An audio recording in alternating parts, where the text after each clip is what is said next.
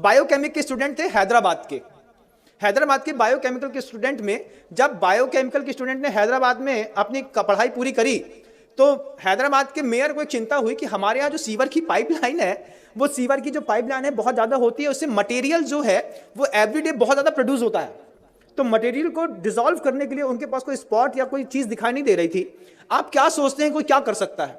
जब ये question mayor के दिमाग में खड़ा हुआ कि जो मतलब मैन का बायो प्रोडक्ट है, जो भी मल वगैरह निष्कासित होता है, तो सीवर कनेक्टेड कर दिया, सबके यहाँ के सेप्टिक टैंक हैदराबाद में अलग कर दिए। अब कनेक्टिविटी बना करके सीवर की पाइपलाइन से पूरे हैदराबाद का जो मल है वो एक जगह पर स्टोर होता था।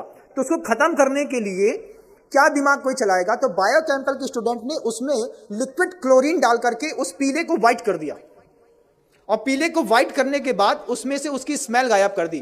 क्लोरीन NaCl, आपने अगर नमक का सूत्र सुना हो तो बंधुओं, मतलब सोडियम अलग होता है, क्लोराइड अलग होती है, NaCl2 ये उसका रासायनिक फॉर्म है।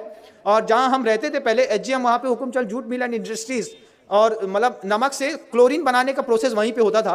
लिक्विड क्लोरीन होती है, पाउडर फॉर्म में क्लोरीन होती है, गैस फॉर्म में क्लोरीन होती है, और सब अलग अलग चीज़ों में काम आती है। जो बांस के पेड़ होते हैं उसको साफ करने के लिए लिक्विड क्लोरीन काम आती है, जिससे आपका पेपर बनता है और जो बिल्कुल व्हाइट हो जाता है।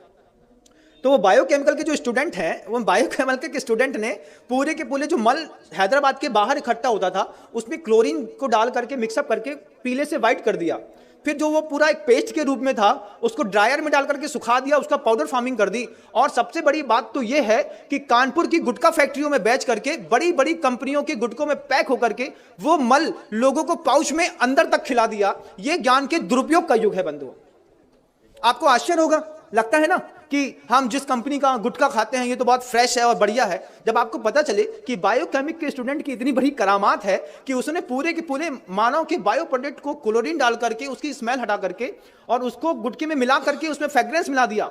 फ्रेग्रेंस का कारोबार कितना बड़ा है कभी आप सोच भी नहीं सकते, कुछ नहीं सोच सकते। और आपको तो खुलते ही साथ ही खुशबू आती है, एक तेज स्मेल। आप किसी भी कंपनी के गुटके को 5 मिनट के लिए एक पानी में डाल दीजिए, थोड़ी देर उसको हाथ से मसल के देखिए, फिर आपको पता चलेगा, जब इसकी स्मेल हट जाएगी फिर उसको खा के देखिए, तब पता चलेगा कि हम अपने मुंह में क्या खाते हैं। उसमें चूना और कांच दोनों मिलाया जाता है कि कांच, एक बारीक कांच का पाउडर रहता है जिससे आपकी जबान थोड़ी सी कटती है, और चूना उसके ऊपर लगता है तो आपको थोड़ी सरसराहट सी होती है। इसके चक्कर में आप बार बार माउथ फ्रेशनर के रूप में ऐसे पाउच के प्रोडक्ट खाते हैं। बायोकेमिक के स्टूडेंट ने पूरा का पूरा मानव मल उठा करके पाउचों में पैक करके कानपुर की गुटखा फैक्ट्री में जाकर के एक बार ऑब्जर्वेशन तो करिए बंधुओं, तब समझ में आएगा ये गुटखा खाने वाले लोग सुबह सुबह मानव का मल खा करके अपनी जिंदगी की शुरुआत करते हैं। ये बायोकेमिक के स्टूडेंट का कमाल है। हड्डियों का ढेर मिलता है, दुनिया भर की चीजें मिलती हैं। स्मॉल स्केल इंडस्ट्रीज, 3 शब्द याद रखिएगा। क्या?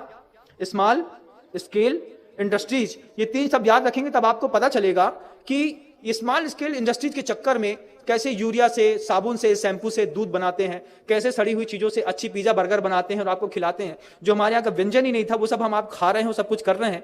ये स्मॉल स्केल इंडस्ट्रीज का कमाल है।